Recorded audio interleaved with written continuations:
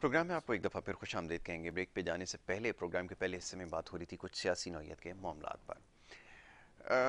ये प्रोग्राम का दूसरा हिस्सा है। अमूमन इसमें बात आपकी सेहत के हवाले से होती है। इंशाल्लाह आने वाले हफ्ते में आपके लिए जो है वो एक नया सिलसिला जो है वो शुरू करने जा रहे हैं। आज ही के दिन इंशाल्लाह उसका आगाज़ होगा। लेकिन ये क्योंकि अभी जैसे बात हो रही थी कुछ देर पहले महंगाई के हवाले से, और ये जो सियासी मामलात हैं, अभी आपने कुछ देर पहले गुफ्तगू मुलाहिज़ा की कि जो सूबाई नुमाइंदे हैं वफाक के ऊपर तमाम मामलात की ज़िम्मेदारी डालते हैं, वफाक सारी ज़िम्मेदारी सूबों के ऊपर डाल देता है। तो ये सब कुछ हो रहा है और फ़ैसला आपने करना, हमने आपके ऊपर छोड़ दिए सारे मामलात। इसीलिए जो गुफ्तगू हुई है उसमें ज़्यादा मुखील नहीं हुए कि ताकि आप तक बात पहुँच जाए, आप इस चीज़ का तयन कर सकें कि ज़िम्मेदारी किसकी है और किस तरह एक दूसरे के ऊपर लगने वाले जो इल्ज़ामात हैं किस तरह जवाब देते हैं, या जब सवाल किया जाता है तो किस नौइयत के जवाब आते हैं। बात होती है एहतिसाब की, जवाब आता है जनाब महंगाई का, या महंगाई के हवाले से बात हो तो जनाब बात हो जाती है एहतिसाब की। तो यही अब तक कुछ हो रहा है वो आपके सामने। बहरहाल जी, मज़ीद इसके ऊपर गुफ्तगू करेंगे, ख़ास तौर पर जो सियासी मामला जिसका मैंने अभी जिक्र किया और जो इसका ज़ाविया मुख्तलिफ, इसके ऊपर बात करेंगे। मेहमानों का जो पैनल है उसमें थोड़ी सी तब्दीली हुई है। फ़ोन लाइन पर हमारे साथ कुछ देर बाद हमारे मोअज़्ज़ज़ मेहमान लाइन पर होंगे और स्टूडियोज़ में हमारे साथ एक मेहमान इस वक्त यहाँ पे मेहमान शख्सियत तशरीफ़ फरमाए। सबसे पहले उन्हें खुशामदीद कहूँगा और गुफ्तगू जारी रखूँगा। राना गुलजार साहब, पाकिस्तान पीपल्स पार्टी से आपका ताल्लुक़ है, यहाँ मौजूद है। बहुत शुक्रिया राना साहब प्रोग्राम में वक्त देने के लिए। राना साहब, कुछ देर पहले भी ये मौजूद ज़ेर बहस था, जो कुछ हो रहा है। जब भी सवाल किया जाता है तो जवाब ये दिया जाता है जी वसाइल की कमी है, और क्योंकि वफाक का ताबन हासिल नहीं है इस वजह से मसाइल तूल पकड़ते गए। ये फरमाइएगा कि कौन सी ऐसी हुकूमत आएगी जो आपके साथ काम करेगी, क्योंकि जब अब वफाक में आपकी हुकूमत थी और सूबे में भी आपकी हुकूमत थी तो सूरत हाल कोई बहुत ज़्यादा अच्छी नहीं थी, और उस वक्त भी ये सवाल किया जाता था, जवाब ये दिया जाता था कि माजी में जो कुछ हुआ है, जो नुकसानात हुए हैं उसका अजाला करने में अभी वक्त लगेगा। 14 साल का अरसा गुजर चुका है। सवाल ये है कि अब 14 साल गुजर जाने के बाद भी अब भी जब सवाल किया जाता है तो जिम्मेदारी एक यहाँ पर नुमाइंदा जमात शहर कराची की थी उसके ऊपर डाल दिया जाता है, वफाक के ऊपर डाल देते हैं, फंड्स की कमी। ये सिलसिला और मजीद कितना अरसे चलेगा, ज़रा इसका चाहूँगा जवाब दें जी। शुक्रिया यासिर भाई, आपने बुलाया, बड़ी मेहरबानी। देखिए, आपने अभी इंट्रो में जो बातें की हैं, जी। बिल्कुल आपने बहुत अच्छी बात की। और आप आवाम की दिल की बात करते हैं और आपका शो बहुत देखा जाता है, इसीलिए कि आपकी जो गुफ्तगू है आप अवामी मसाइल पर तवज्जो देते हैं और फरीक नहीं बनते। ये आपका क्रेडिट जाता है आपको। नवाजिश। देखिए, ये बिल्कुल दोनों बातें अलग हैं। जी। एहतिसाब और महंगाई हम्म। बिल्कुल डिफरेंट है, और इनको साथ अगर कोई जोड़ता है तो मेरी राय ये है कि जोड़ना नहीं चाहिए, क्योंकि ठीक है। दोनों का अपना अलग फंक्शन है। जी। महंगाई बिल्कुल आपस की हमारी जो लड़ाई होती है पॉलिटिकल्स लोगों की, उसमें रियासत को नुकसान होता है, इदारों को नुकसान होता है, और जब इदारों को नुकसान होता है तो पूरी कौम को नुकसान होता है। ठीक है। तो सबसे पहली बात तो ये है कि हमें महाजराई नहीं करनी चाहिए, बिल्कुल भी नहीं करनी चाहिए ठीक है। महाजराई। और हमें जो भी जैसे प्राइस कंट्रोल कमेटियां हैं इन पर पूरी तरीके से ध्यान देना चाहिए, और जहाँ जहाँ भी अगर प्राइस कंट्रोल कमेटी काम नहीं कर रही तो स्ट्रिक्टली तौर पर एक्शन होना चाहिए, ठीक है। हुकूमत को अपनी रिट कायम करनी चाहिए। हम्म। महंगाई की बात जब जहाँ तक ताल्लुक भाई सिंध गवर्नमेंट है या वफाक है, देखिए कल खान साहब जो आवाम को खुशखबरी और नवीदे सुना रहे थे, हम्म। तो खान साहब कोई बाहर मुल्क से नहीं आए, पाकिस्तानी हैं, पाकिस्तान में रहे हैं, पैदा हुए हैं, बड़े हुए हैं, उन्हें पाकिस्तान के हालात बखूबी मालूम हैं। ठीक है। और वो कल कौम को कह रहे थे कि जी पाकिस्तान ना कर्ज लेगा हम्म। बल्कि कर्ज देगा, ना पाकिस्तान में महंगाई होगी, मैं तमाम प्राइस जो है और नीचे करूँगा, बिजली के पैसे जब बढ़ते हैं तो हुक्मरानों की जेब में जाते हैं, मतलब बहुत सी बातें ये कौम को सब पता है और आपको भी ठीक है। पता है। ठीक। तो मैं ये समझता हूँ कि ये जो कहते हैं कि जी 70 साल से नाकाम और निकम्मे लोगों की हुकूमत थी, अब माशाल्लाह सादिकुल अमीन और अहल आदमी इक़्तिदार में आ गए हैं। तो खान साहब अपनी कारकर्दगी कौम को 3.5 साल में बताएं क्या भाई, जो आटा जब खान साहब को इख्तिदार मिला 35 रुपए था, क्या वो 20 रुपए किलो हुआ या 30 रुपए किलो हुआ? नहीं, वो 80 रुपए किलो हो गया। जब खान साहब को इख्तिदार मिला तो डॉलर 102 रुपए का था, क्या वो 95 का या 90 रुपए का हुआ? नहीं हुआ, वो 180 रुपए का हो गया, जो कि 70 साल में भी इतनी महंगाई नहीं हुई जो अभी हुई। इस तरह पेट्रोल है, दवाइयां हैं। आपको मैं बताता चलूं, जो दवाई है, एक पेनाडोल का डब्बा 300 रुपए का मिलता था और इस 3 साल में वो 1300 से 1600 रुपए तक चला गया, और नापैद है, वो भी नहीं मिलता।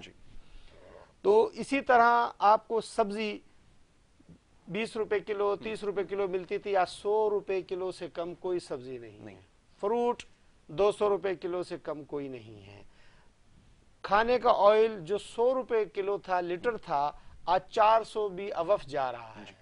तो कहने का मकसद ये है कि जो निकम्मे और नाकाम लोग थे, जो चोर लुटेरे खान साहब कहते थे, तो अवाम को रोजगार भी मैसर था, अवाम को अशियाए खुर्दनूश भी सस्ती मैसर थी। आज अल्हम्दुलिल्लाह अल्लाह ताला ने एक सादिकुल अमीन, ईमानदार, सर्टिफाई ईमानदार आदमी है जिसकी इख्तिदार अवाम को उनको इख्तिदार मिला है, तो उसके सम्राट कब कौम को मिलेंगे? आज ये हालात हो चुके हैं कि जी देखिए, हम इसी लड़ाई में कि जी उनके ठीक है। अच्छा राना साहब, कथा कलामी की माजरत चाहूंगा, एक कोई कमर्शियल ब्रेक है, एक ब्रेक ले लेते हैं। ब्रेक के बाद जब वापस आएंगे तो गुफ्तगू जारी रखेंगे। आप देखते रहिए प्रोग्राम गुड मॉर्निंग कराची।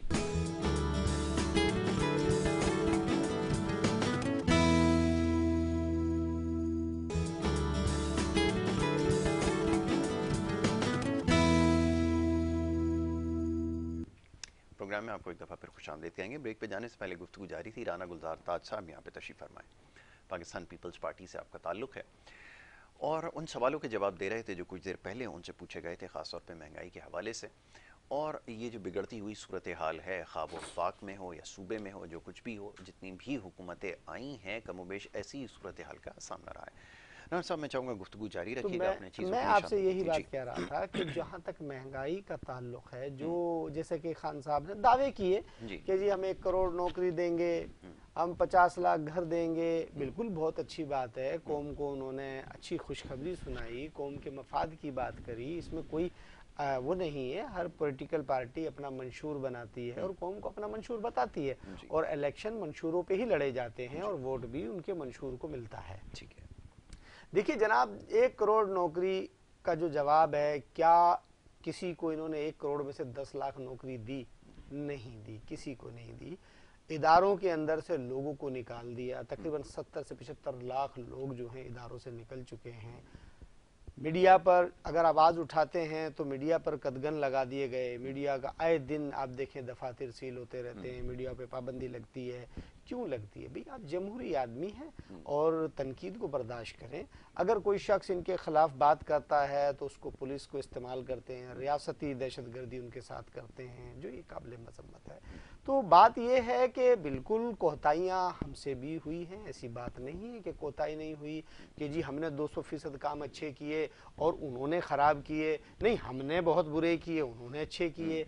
देखिए, हमें इस्लाहात की ज़रूरत है, हमें बिल्कुल रिफॉर्म्स की ज़रूरत है। हमें अपने अंदर भी इस्लाहात लानी चाहिए, हमें अपने अंदर भी जो है ठहराव पैदा करना चाहिए, इज्तनाब बरतना चाहिए महाज़राई से। महाज़राई हमें नहीं करनी चाहिए और हमें ये कोशिश करनी चाहिए कि हमारी कौम बहरान से कैसे निकलेगी और हमें कौन से ऐसे तरीक़ेकार इस्तेमाल करने चाहिए जिससे हमारे मुल्क को कर्ज से भी खलासी मिले और रियासत भी तरक्की करे, अवाम भी खुशहाल हो। और हमें कोशिश करनी चाहिए कि हम ऐसे कोई रास्ते तलाश करें, क्योंकि हमारे पास अल्लाह ताला ने बड़े वसाइल दिए हैं, बड़े ज़खायर हैं हमारे पास, और हम इन ज़खायर को खुद इस्तेमाल करें। हम ना कि इनको गैर मुल्कियों के पास गिरवी रखें। हमें इन चीज़ों से इस्तेराब बरतना चाहिए। हमें एक पाकिस्तानी बनकर सोचना चाहिए। ये हम सबकी जिम्मेदारी है। ये इसमें मुस्लिम लीग नून हो, पीपल्स पार्टी हो, तहरीक इंसाफ हो, कोई भी जमात हो, जमात को भी नसीहत कर जी बिल्कुल सवाल आपकी खिदमत में यही रखने वाला था कि माजी में भी ऐसा ही देखिए, मैंने आपसे गुजारिश की कि मैं सबके लिए बात करता हूँ। देखिए, पाकिस्तान पीपल्स पार्टी शेख जुल्फ़िकार अली भुट्टो के ज़माने में जो कुछ हुआ, हमें उन्हीं चीज़ों को फॉलो अप करना चाहिए। और क्योंकि हमने हमेशा मजदूरों के लिए काम किया, हारी किसानों के लिए काम किया, और हमारी कोशिश है कि हम उसी चीज़ों को रिवाइज करें और जो कुछ हुआ है उस गलती से हम सबक सीखें, और हमें सीखना भी चाहिए क्योंकि गलतियां ऐसी चीज है। अब बात है एहतिसाब। देखिए जी, गलती की बात ऐसी है कि हमें अल्लाह से तौबा करनी चाहिए और हमें कोशिश करनी चाहिए कि जो गलत काम हमने पहले किया अब ना करें, तो इंशाल्लाह शुरू हो जाएगा। सवाल मेरा आप शायद समझ ना सके, मैं ये पूछना चाहूँगा कि 14 साल का एक अरसा गुजर चुका है, सवाल ये पैदा होता है, आपने कहा सीखना चाहिए, सियासी इख्तिलाफ होना चाहिए, महाजराई नहीं होनी चाहिए, सुनने की हद तक बात बहुत अच्छी है, बिल्कुल ठीक है, ऐसा ही होना चाहिए। जहाँ बेहतरीन जमहूरियत कायम हो वहाँ पर ये तमाम चीज़ें यकीनन मौजूद होंगी, लेकिन हमारे यहाँ कोई ऐसी सूरत हाल नहीं है। तो गुजारिश ये है कि पहले एहतिसाब से पहले ज़रा उस चीज़ का जवाब दीजिए ना। आपने कहा ठीक है, तौबा करना चाहिए, सब कुछ होना चाहिए। मैं सवाल आपसे फिर दोहराऊंगा कि 14 साल का अरसा गुजर जाने के बाद भी अगर मामला कंट्रोल में नहीं है, वो वफाक की नौयत के जो मामलात हैं उसकी तो आपने निशानदेही की, ये बात दुरुस्त है। माजी का थोड़ा सा हवाला देता चलूँ मैं आपको कि महंगाई जब पाकिस्तान पीपल्स पार्टी का दौर था तो एक वक्त था कि 13% तक जो है वो चली गई थी। अगर उसका हिसाब आज लगाया जाए, ज़रा सुनने वालों के लिए आसान हो जाएगा, मैं समझाने के लिए आपको बता दूं कि अगर उस वक्त 10 रुपये की कोई चीज़ थी तो वो बढ़कर 30 रुपये की हो गई थी, जिसका भी आपने तस्करा किया कि वो 30 रुपये से बढ़कर 80 रुपये तक हो गई है। तो एक बड़ी बुनियादी चीज़ है कि उस वक्त भी सूरत हाल कोई बहुत ज़्यादा आइडियल नहीं थी, बल्कि महंगाई बढ़ने की जो शरह है उसमें हो सकता है कि कमी या ज़्यादती हुई हो, लेकिन ऐसा नहीं है कि महंगाई किसी दौर में पाकिस्तान में ख़त्म हुई हो। जी, अब मैं चाहूँगा ज़रा इसका जवाब दें। देखिए, मैंने आपसे गुजारिश ये करता हूँ, जब से हमने होश संभाला है जी, हमने तो खैर ये चीज़ तो नहीं देखी कि भाई अगर चीनी 8 आने किलो है तो वो 25 पैसे हो गई है, 50 पैसे थी 25 पैसे हो गई या 35 पैसे हो गई, ऐसा तो खैर हमने सुना ही नहीं, ठीक है, तारीख में नहीं सुना। ऐसा ही। लेकिन जो बुलंद तरीन सतह महंगाई की थी, मैं उस बात पर जवाब दे रहा हूं कि जब कल कौम से झूठ बोला जा रहा था कैंटीनर पर खड़े होकर कि जी उनको ये ख्वाब दिखाया जा रहा था कि ये सब चीजें आपके साथ जुल्म और ज्यादती हो रही है और मैं इसके खिलाफ हूं, तो हमारे भी कानों को बड़ी अच्छी बात लग रही थी कि वाकई जुल्म हो रहा है। और इमरान खान साहब जब आएंगे तो वाकई ये अवाम की भलाई का काम करेंगे, ये अवाम के लिए अच्छी सोच रखते हैं और उसमें उनको अल्लाह ताला ने इख्तिदार दिया। तो बात यह है कि वो उसमें क्या रिफॉर्म्स आया, ये तो मैं कह रहा हूं ना कि भाई 70 साल से तो गलत काम हो रहा था ना, तो आज बहुत अच्छा काम हुआ, आज एक अच्छे इंसान को इख्तिदार मिला है, तो उसमें क्या हुआ। तो बात वही मैंने आपसे कही कि हम सबको, मैं इसमें किसी एक की बात नहीं कर रहा कि नहीं जी मैं बहुत अच्छा आदमी हूं और सामने वाला खराब है, ना ना ना ना, अगर गलत काम मैंने किया है और मेरी पर निशानदेही हो रही है कि जी गलत काम किया तो मुझे नहीं करना चाहिए।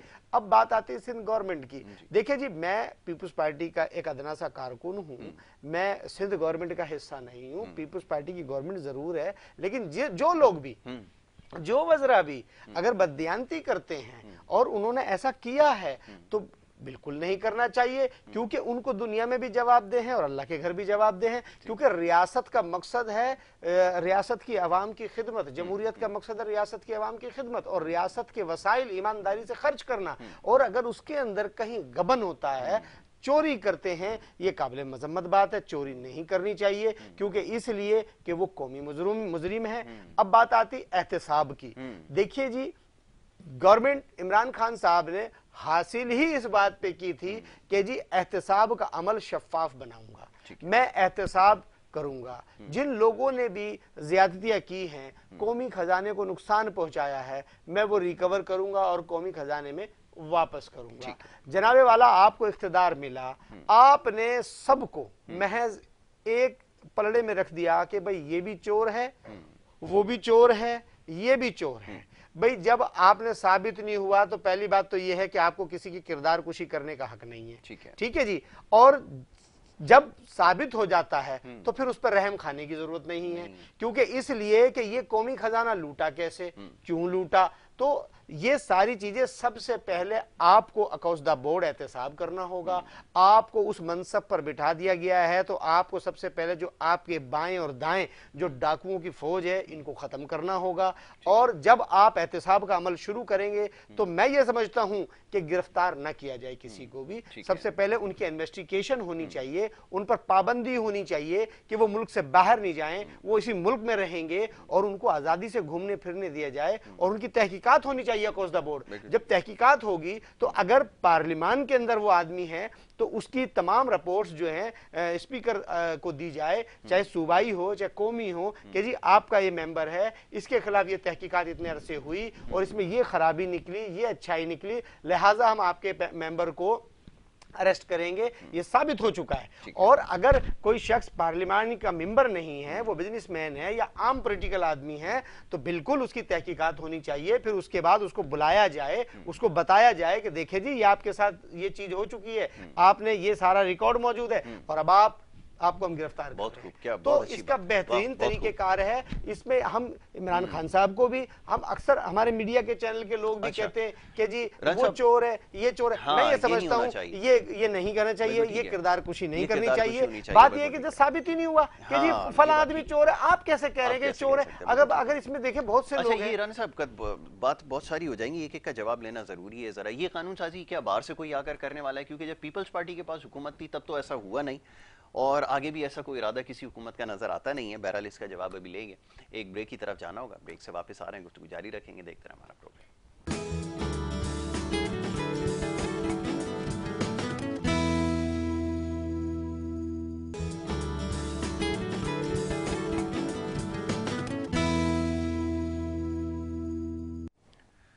प्रोग्राम में आपको एक दफ़ा फिर खुश आमदेद कहेंगे। ब्रेक पे जाने से पहले गुफ्तगू का सिलसिला जारी था।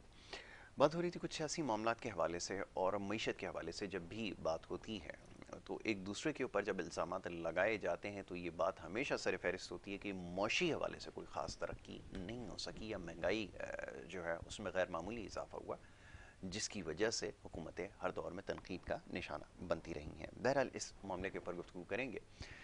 मज़ीद मेहमान हमारे साथ एक और स्टूडियोज़ में हमें ज्वाइन कर चुके हैं। अशरफ गौरी आपका नाम है, तज्ज़ियाकार हैं, इससे पहले भी प्रोग्राम में तशरीफ़ ला चुके हैं, मुतअद्दिद मौक़े पर उनसे गुफ्तगू हुई है, ख़ासतौर पर मईशत के हवाले से। एक दफ़ा फिर आज हमारे साथ मौजूद है, उन्हें खुश आमदीद कहूँगा। अशरफ साहब, thank you so very much, बहुत शुक्रिया प्रोग्राम में वक्त देने के लिए। अशरफ, ये फरमाइएगा कि इस वक्त जो पूरी दुनिया की अमूमी सियासी सूरत हाल है उसमें बड़ी तेज़ी से तब्दीलियाँ आ रही हैं, लेकिन पाकिस्तान एक ऐसा मुल्क है जिसको पता नहीं कोई ख़ास फ़र्क पड़ता भी है या नहीं पड़ता, क्योंकि अंदरूनी मामलात इस कदर और इस हद तक ख़राब हैं कि मामलात ठीक होने का नाम नहीं ले रहा है। और ऊपर से अगर कोई ख़ित्ते में अगर इस तरह की कार्रवाई हो, जैसे जो कुछ अफ़गानिस्तान में हुआ या यूक्रेन में होने जा रहा है, जिस तरह की इस वक्त सूरत हाल बन रही है, उससे ज़्यादा आइसोलेट नहीं रह सकते। पूछने का मकसद ये है कि जब हमारे पास कोई मौशी पॉलिसी नहीं होगी या कोई ऐसी हुकूमत नहीं होगी जो मामलात को समझती हो, तो फिर मामलात कैसे हल होंगे? क्योंकि ये जो छोटे छोटे मामलात थे जो हमने इस कदर ख़राब कर दिए, इस कदर पेचीदा कर दिए हैं, जैसे मिसाल के तौर पे सर्कुलर डेट का इशू है, वो मिस मैनेजमेंट की वजह से और प्लानिंग ना होने की वजह से इस हद तक ख़तरनाक हो चुका है कि आने वाले वक्त में हमारे पास शायद अदायगियों के लिए पैसे भी ना हो और मज़ीद कर्ज की तरफ जाना पड़े। इस विशेष सर्कल से कैसे बाहर निकला जाएगा? क्या कोई ऐसी हुकूमत है जिसके पास कोई प्लान हो? मैं चाहूँगा इस पर ज़रा गुफ्तगू की जाए, फरमाइए। देखिए, मैं समझता हूँ कि बैलेंस ऑफ पेमेंट का जो इशू है वो हमेशा रहा है पाकिस्तान के साथ। पिछले 25 सालों से देख के आज तक हम देखें कि कोई गवर्नमेंट ऐसी नहीं आई जिसने पाकिस्तान का एक इकोनॉमिक सिस्टम बेहतर किया हो। ठीक है। हमेशा बैड टू वर्स की सिचुएशन पे है। पाकिस्तान 50 अरब डॉलर से लेकर आज कोई 250 अरब डॉलर के कर्जे के नीचे है जी। उसकी रीज़न क्या है कि इनकी poor performance, lack of awareness according to economic financial ministry. मैं यहाँ पर सारा ब्लेम फाइनेंशियल मिनिस्ट्री को दूंगा, इनकी स्टाफ लेवल पे जो भी बातें होती हैं IMF के डिक्टेशन के ऊपर। देखें, हमारे यहाँ जो आदमी इंपोर्ट किए जाते हैं वो IMF की ईमा पे किए जाते हैं, उनके पर्सनल इंटरेस्ट को प्रोटेक्शन 100% दुरुस्त है, कोई ऐसा ही है ना। दूसरी राय अच्छा, अभी स्टेट बैंक की जो रेगुलेटरी अथॉरिटी वो इस वक्त IMF है, ठीक है, उनकी डिक्टेशन है, ज़ाहिर उनका पैसा है। 1 अरब डॉलर की उन्होंने ट्रेंच दे दी है और साथ आई थिंक जो रिमेनिंग अमाउंट है वो अगस्त तक वो देंगे, लेकिन उसमें बहुत सारी कंडीशंस हैं कि अब इन्फ्लेशन ये होगा, इंटरेस्ट रेट यहाँ पहुँचेगा, अभी बिजली भी 3 रुपए और बढ़ा रहे हैं, पेट्रोल के ऊपर 13 रुपए तक जाएंगे, मजीद और बढ़ाएंगे, डॉलर जो है मजीद एप्रिशिएट होगा और रुपया हमारा डेप्रिशिएट होगा। ये तो कंफर्म बात है कि 200 रुपए तक डॉलर जाएगा। ठीक है। इकोनॉमिक इंडस्ट्री की अगर हम बात करें तो इंडस्ट्री हमारी डाउन टूवर्ड्स बिल्कुल नीचे की तरफ जा रही है, बिकॉज एक महंगी बिजली आप प्रोड्यूस कर रहे हैं और महंगी बिजली दे रहे हैं। पूरी दुनिया में पानी और कोल से बिजली बनाई जाती है और पाकिस्तान तो एक एटमी पावर है, यहाँ तो बिजली पानी से बनाना कोई बिल्कुल मसला ही नहीं है। बिल्कुल ऐसा ही है। सारी बात वो है, मैं हमेशा कहता हूँ कि आपने जो भी फाइनेंसिंग करी है, आप बहुत खुश हो रहे हैं कि जी आपने फंड ले लिया, ठीक है ना, एक बहुत बड़ा तीर मार लिया, बहुत बड़ा तीर मारा, बाकी बड़ी सवाल ये पैदा होता है कि तो पाकिस्तान पर एक बोझ डाल दिया आपने, इस बोझ को कौन उठाएगा? 22 करोड़ आवाम उठाएगी उनके कांधों पर। किस सूरत में? महंगाई की सूरत में। अनएम्प्लॉयमेंट का रेशो बढ़ता चला जा रहा है, इन्फ्लेशन बढ़ती चली जा रही है, लेकिन इसको कंट्रोल कैसे करा जाए? बिल्कुल ठीक है। इसके लिए art of negotiations with IMF, world bank, मैंने हमेशा कहा है कि आप जो भी पॉलिसी बनाएं उसको एसेट बेस्ड फाइनेंसिंग करें, बिल्कुल ठीक है, उसको अंडरलाइन एसेट्स करें ताकि आप बाहर आएं, उनको पार्टनर बनाएं, उनका पैसा उनको दें और उनको प्रिंसिपल के साथ उनको बाहर करें कि आपको पाकिस्तान गिरवी ना रखना पड़े। ये जो असास से आप गिरवी रखवा रहे हैं इसकी सब प्लेज किया हुआ है कि आप बिल्कुल ठीक है धंसते चले जा रहे हैं। जब तक इस मुल्क में जो आपका Islamic mode of financing apply नहीं करेंगे उस वक्त तक आप नहीं निकल सकते। आपके सारे दावे बोसीदा हैं, खोखले हैं आपके नारे। अगर आप ये कहते हैं कि जी पाकिस्तान 5 साल बाद, 3 साल बाद, 4 साल बाद कभी वो माशी स्टेबिलिटी नहीं आ सकती, क्योंकि एक तो आप अल्लाह से जंग कर रहे हैं, इंटरेस्ट बेस्ड और ये जंग 3 डिकेड्स की बात कर रहा हूँ, पिछले 30 साल से कर रहे हैं, और आपकी एक प्रैक्टिस है, आपके तजर्बे में ये बात आ चुकी है, आप फिर भी नहीं निकल रहे। बिल्कुल कि हम कोई ऐसा मोड ऑफ फाइनेंस लेकर आते हैं जिससे कि अब हम रीशेड्यूलिंग क्या है? रीशेड्यूलिंग क्या है? ये एक फेवर है वर्ल्ड बैंक को, IMF को, यही फेवर है ना कि जी हमें तो पैसा मिल रहा है। बिल्कुल ठीक है। अब उन्होंने तो यहाँ नहीं रहना, जो बाहर से लोग आते हैं उनका ये होम कंट्री नहीं है। बिल्कुल ठीक है। इसको सफ़र किसको करना है? आपको करना है, मुझे करना है, पाकिस्तानियों को करना है। अब हमारे यहाँ अवेयरनेस की ज़रूरत है। हमारे यहाँ कोई बात नहीं करता कि भाई ये आपने पैसा उठाया है वर्ल्ड बैंक IMF से, सूद पर क्यों उठाया है, इसको देगा कौन? हमारे यहाँ कोई इकोनॉमिक इंटेलिजेंस कमीशन नहीं है जो इसे लुक आफ्टर करे। जितनी भी गवर्नमेंट आती हैं 5 साल के अपने टेन्योर के लिए उसको पूरा करती हैं और अपने प्रोजेक्ट को वो कंप्लीट भी नहीं कर पाती। बहुत सारे ऐसे मंसूबे हैं जो 5-5 साल डिले हो जाते हैं। उसमें क्या होता है? डेट एक्यूमुलेट होता है। जब डेट एक्यूमुलेट होता है तो आप रीशेड्यूलिंग की तरफ चले जाते हैं। ठीक है। आपकी एस्टिमेशन क्या होती है? आपने 15 अरब का एक मंसूबा है, उसको 22 अरब तक पहुंचा देते हैं, 22 तक पहुंचा देते हैं। उसका सूद कौन देगा? उसका इंटरेस्ट कौन देगा? फिर आपको बैलेंस पेमेंट का इशू आ जाता है। आपकी एक्सपोर्ट है कुछ नहीं, इंपोर्ट आपकी बहुत ज़्यादा है, और इंपोर्ट कौन लोग कर रहे हैं? ये इंपोर्ट की माफिया कौन है? जब चीज़ें अवेलेबल हैं तो आपको इंपोर्ट की तरफ, लग्जरीज की तरफ क्यों जाना पड़ रहा है? ठीक है ना। बात सारी ये है कि अगर जब तक आप IMF का दरवाज़ा खटखटाते रहेंगे, सबसे पहले आपने अब ग्राउंड वर्क करना है, होम वर्क करना है, ताकि आपको IMF की तरफ जाना ना पड़े। 97 में जो क्राइसिस आए थे इंडोनेशिया में, मलेशिया में और साउथ कोरिया में, महातिर मोहम्मद साहब ने कहा कि हमें IMF की तरफ नहीं जाना। अगर हम इस प्रोग्राम में चले गए तो क्या होगा? पूरा मलेशिया जो है डूब जाएगा। आज मलेशिया को एशियन टाइगर हम इसीलिए कहते हैं कि उनकी इकॉनमी 90% जो है सूद से पार। लेकिन ऐसे विजनरी लीडर को लेकर कैसे आएंगे? सवाल ये पैदा होता है, यहाँ दावे तो बड़े किए गए, लेकिन ना वो लीडरशिप है, ना वो लोग हैं जो बैठ के ये फैसला करेंगे। ये सबसे आसान रास्ता था और सबसे ख़तरनाक रास्ता था जिसका इंतखाब किया गया। मैं फिर वही सवाल करूँगा कि इसके लिए विजनरी लोग होंगे तो ये सब कुछ करेंगे। ये बड़ी बुनियादी चीज़ है जिसका आपने तस्करा किया है। क्या इन तमाम चीज़ों से नावाकिफ़ थे? क्या इनको नहीं पता था कि इतने सीरियस इसके डैमेजेस होंगे और इसके कॉन्सिक्वेंसेस आने वाली नस्लों को भुगतने पड़ेंगे? ये तो लगता ऐसा है कि बज़ाहिर के दानिस्ता ये सब कुछ किया गया है, क्योंकि बहुत सारे मौके थे आपके पास, आप इस सर्कल से बाहर आ सकते थे। लेकिन महज $1 अरब के लिए दुनिया में अगर आप किसी कौम के सामने बात करेंगे, $1 अरब के लिए आप अपनी पूरी स्टेट को प्लेज कर दें, वो हंसेगा कि किस किस्म की बात कर रहे हैं आप। सिर्फ $1 अरब, पाकिस्तान जैसे मुल्क में इतना बड़ा ह्यूमन कैपिटल मौजूद है, इतना पोटेंशियल मौजूद है, $1 अरब के लिए सब कुछ आपको करना पड़ा। ये अगर लोग होंगे तो आप कैसे उम्मीद रखेंगे कि मामला हल होंगे? ये फरमाइए। देखिए, बात यह है कि जिस मुल्क में लिटरेसी रेट नहीं होता ना, वहाँ पर ऐसे फैसले होते हैं। बिल्कुल ठीक है। अब फ्रांस में ज़रा सी भी पेट्रोल की कीमत बढ़ती है तो फ़ौरन एहतजाज हो जाता है। ऐसे ही है ना। हमारे यहाँ सारा फुकदान ये है कि इस आवाम को एक सुबह और शाम बिजली, पेट्रोल, बिल्कुल आटा, दाल, चावल इसमें लगाया, बर्बाद कर दिया। ठीक है ना। ये एक पॉलिसी है कि इस आवाम को इसमें फंसा के रखा जाए और इनके ऊपर मुसल्लत हो जाए। जबकि पाकिस्तान एक इस्लामिक कंट्री है और पाकिस्तान अपनी एक अहमियत और अपने तशख़्ख़ुस को पहचान नहीं सका कि वो कितना स्ट्रॉन्ग कंट्री है। हर तरह से पाकिस्तान, अगर हम देखें, कुदरती वसाइल के साथ माला माल कंट्री है। हमारे पास बहुत सारे ऐसे ज़खायर हैं जिनको हम उस तरफ जाते ही नहीं। ये एक पॉलिटिकल कंसिडरेशन है, सही है। एक बंदर बाट है कि जी आपने ये काम नहीं करना, इससे ये नुकसान होगा। हमारी इंडस्ट्री है।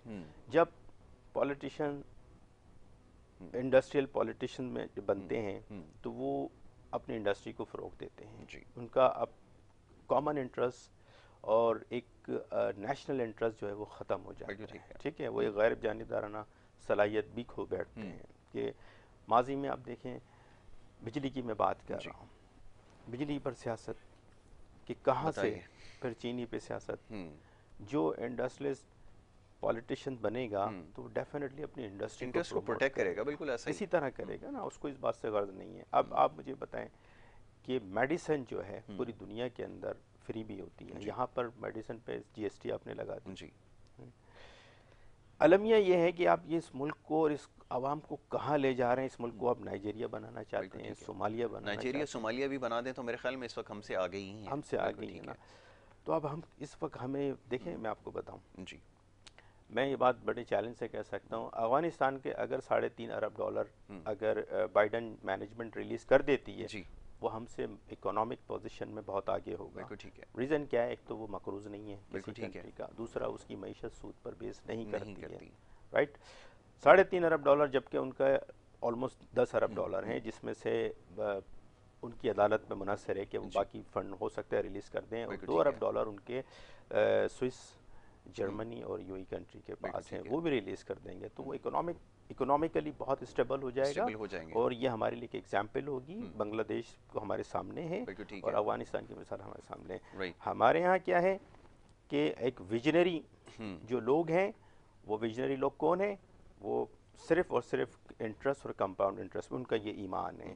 वो कसरत की बात करते हैं ऐसा ही कि जी हम ये पॉलिसी, और इतना IMF की रिपोर्ट पर इतना खुश होते हैं कि 5 साल के बाद जो है हमारा मुल्क नहीं प्रोजेक्शन पूरी तरह से पढ़ते भी नहीं है ना उसके बारे में इल्म है। मैं भी ज़रा इस हवाले से बात करता हूँ ना कि हमें तो आगे की बात करनी है। ये तो 5 साल गुजार कर निकल जाएंगे, लेकिन जो इसके कॉन्सिक्वेंसेज होंगे, ये जो कुछ किया है अभी, तो वो बहुत देर तक जो है वो नज़र आएंगे। मैं इसके ऊपर अभी बात करता हूँ, राना साहब से ज़रा बात करूँ। राना साहब, कुछ देर पहले तस्करा आपने किया एहतसाब के हवाले से, कुछ दीगर मामलात के हवाले से।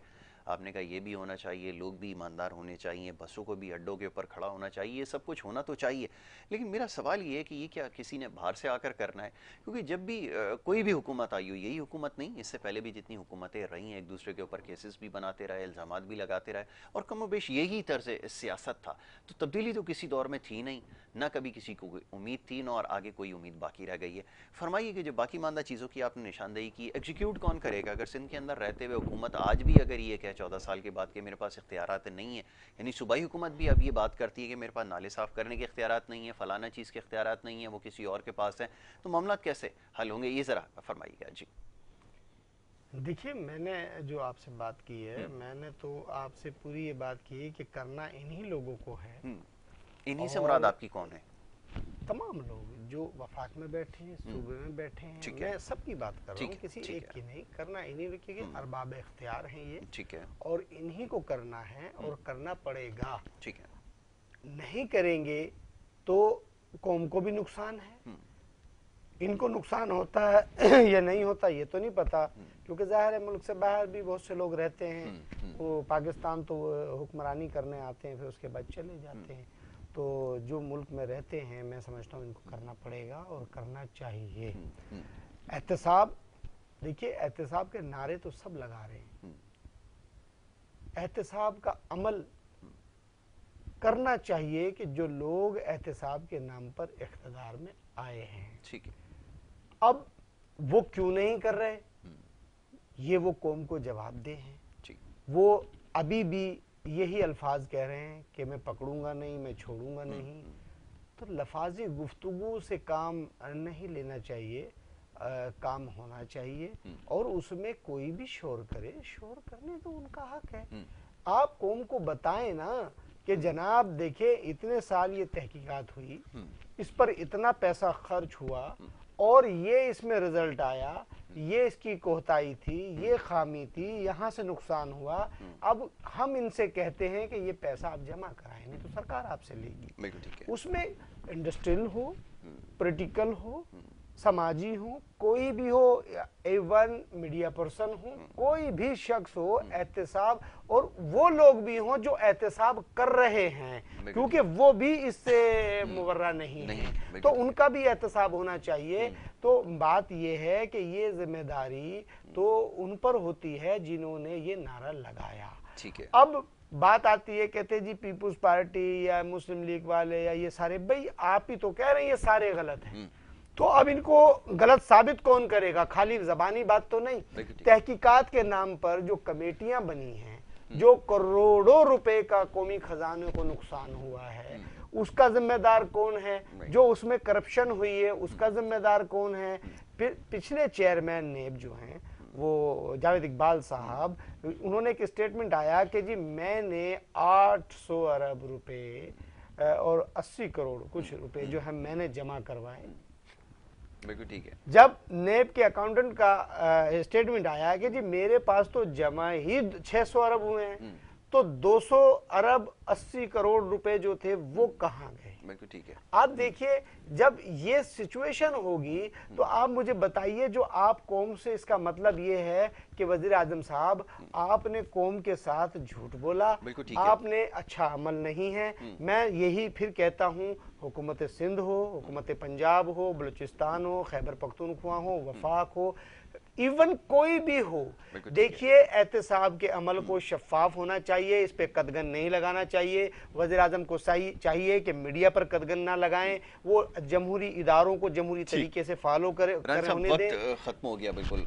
कोशिश तो ये थी कि इस मामले के ऊपर मजीद गुफ्तगू की जाए। आपने ठीक निशानदेही की जिन चीज़ों की, उसके ऊपर यकीनन जवाब तो देना होगा, जिम्मेदारी हुकूमत के ऊपर आयद होती है। अशरफ साहब, आखिरी मेरे पास मिनट है, मैं चाहूँगा ज़रा अभी जैसे बात हो रही, क्योंकि मौजू बड़ा डिटेल है, इसके ऊपर तफसीलन गुफ्तगू होनी चाहिए।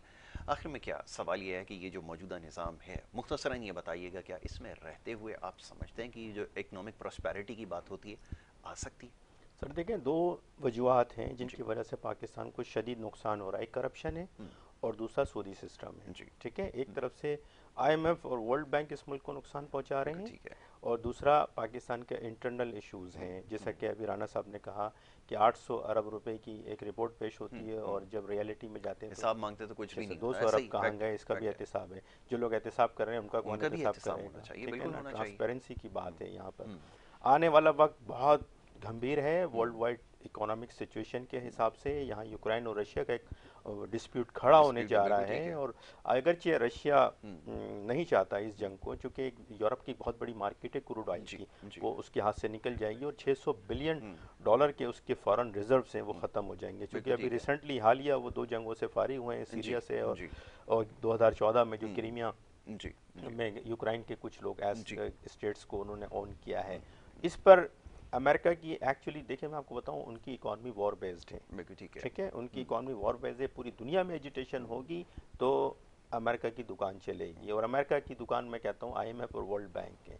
118 अरब डॉलर की इन्वेस्टमेंट के साथ IMF के साथ काम करता है, और पूरी रिहेबिलिटेशंस के नाम पर IMF और वर्ल्ड बैंक को, लेकिन हमने आज तक IMF को समझे ही नहीं। बिल्कुल ठीक है। हमने हमेशा इनको ये समझा है कि ये हमारे मोहसिन हैं, हमारे फरिश्ते हैं, सबसे बड़े दुश्मन हैं, अगर हम उनसे सूदी सिस्टम से बाहर आए। बिल्कुल, लेकिन वो टर्म्स और कंडीशन बनवाने के लिए खैर आपके पास फिर क्रेडिबल लोग चाहिए होंगे, अगर आप जाते भी हैं इसकी तरफ, अगर आप लोन परस्यू भी करते हैं, लेकिन वो क्रेडिबिलिटी हमारे पास शायद नहीं है। सर मौजूद है, बिल्कुल है, लेकिन उनको लाना नहीं चाहते, वो IMF के नूर नजर लोग नहीं है। Part of the plan, part of the game. बिल्कुल ठीक है। अशरफ साहब, thank you so very much. वक्त की मेरे पास कमी है, वरना इस मौजू के ऊपर मजीद गुफ्तगू की जा सकती है। मैं चाहूँगा कि एक नशिस्त और ऐसी रखी जाए जिसके अंदर तफसीलन तमाम मामला पर गुफ्तगू करें। राना साहब, आपका बड़ा शुक्रगुजार हूँ, आपने प्रोग्राम में वक्त दिया।